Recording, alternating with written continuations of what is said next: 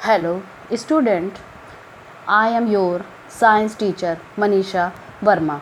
You all are welcome in my online classes. Class 6 and the chapter 11 is light, shadows and reflection.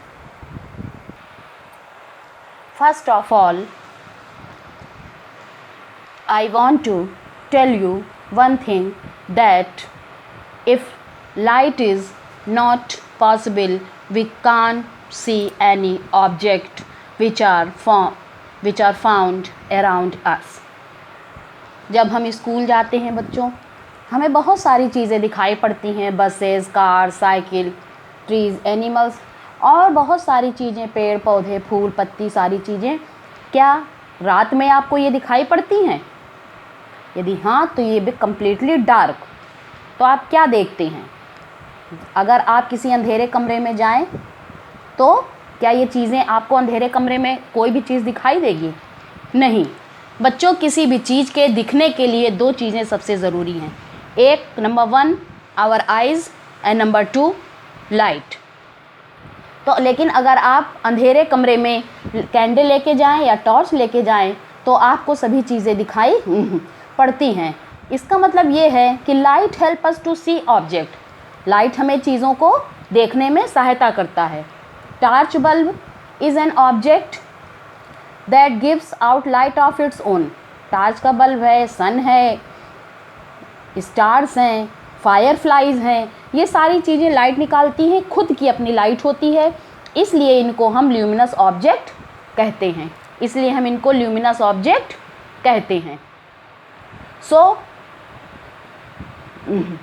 और जो मैं आपको एक चीज़ और बताना चाहूँगी कि जो ऑब्जेक्ट जैसे चेयर, टेबल, कुर्सी, मेज़ और वॉल, कार्डबोर्ड, बहुत सारी चीज़ें ऐसी हैं जो लाइट नहीं निकालते हैं, तो उनको हम नॉन ल्यूमिनस ऑब्जेक्ट कहते हैं। तो जैसे चेयर, शू, तो ये लाइट कैसे हम इनको देख पाते हैं कि जब इन चीज़ों पे लाइट पड़ती है तब हम इनको देख पाते हैं, और वो लाइट इन चीज़ों पे पड़ने के बाद हमारी आँखों पर पड़ती है। जैसे सन की रोशनी किसी चेयर पे पड़ी और उस चेयर से रोशनी टकरा के हमारे आँखों तक आएगी, तो इसको हम कहते हैं कि इस तरीके से हमें दिखाई पड़ती हैं चीज़ें। Now we will discuss about the transparent, opaque and translucent object. What are these object? I want to tell you. जैसे कि बच्चों,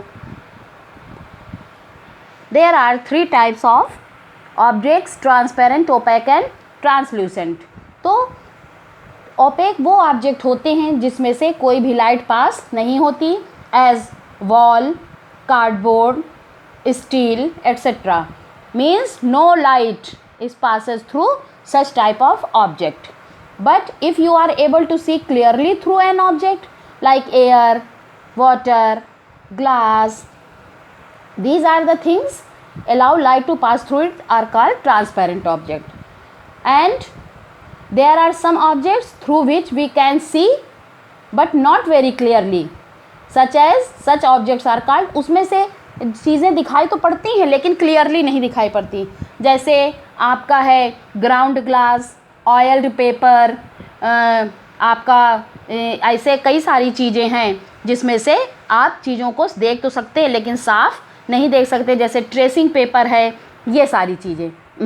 now we will do an activity. Look around yourself, collect बहुत सारी चीज़ें आप ले लीजिए, eraser, plastic scale, pen, pencil, notebook, single sheet of paper, tracing paper और ए पीस ऑफ क्लॉथ। अब आप इसको कुछ दूर से इनको देखिए। Is light from a far away object able to travel to your eyes? क्या इसमें से लाइट पास होके इसमें से क्रॉस होके जा रही है? कुछ में से जाएगी, कुछ में से नहीं जाएगी, कुछ में से कम जाएगी। तो इसी आधार पर हम इन चीज़ों को ट्रांसपेरेंट, ट्रांसल्यूसेंट या ओपेक ऑब्जेक्ट में बांट सकते हैं।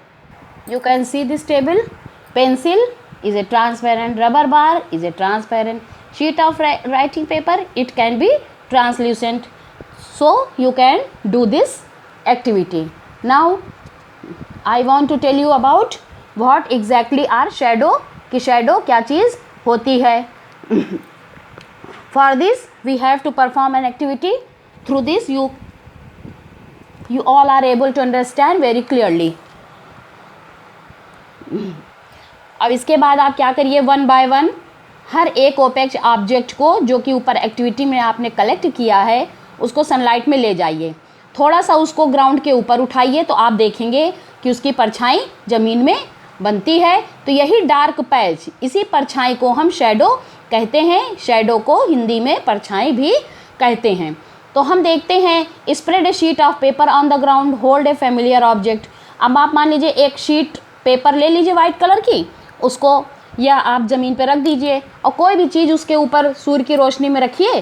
जैसे ये शीट ऑफ पेपर है और यहाँ पे आप कोई चीज़ रखिए तो उसकी जो शैडो है वो नीचे यहाँ पर बनेगी।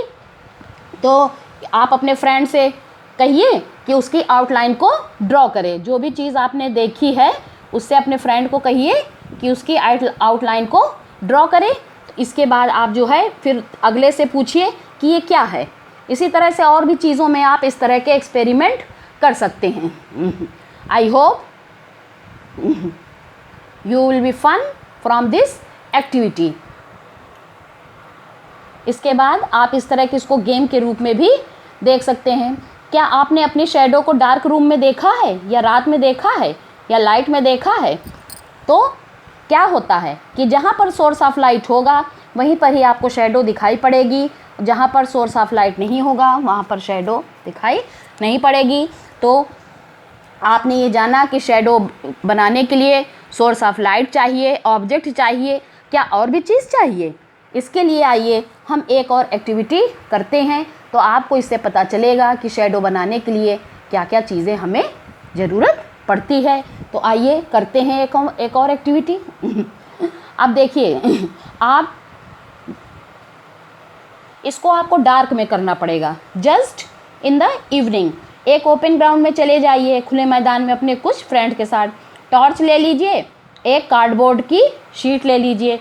आप टॉर्च को ग्राउंड के पास ले जाइए और उसको ऊपर की ओर, जैसे उसका टॉर्च ऐसे होना चाहिए, जैसे ये टॉर्च है तो ऐसे इसका जो बल्ब होगा वो ऊपर की ओर होगा, बल्ब होगा वो ऊपर की ओर होगा।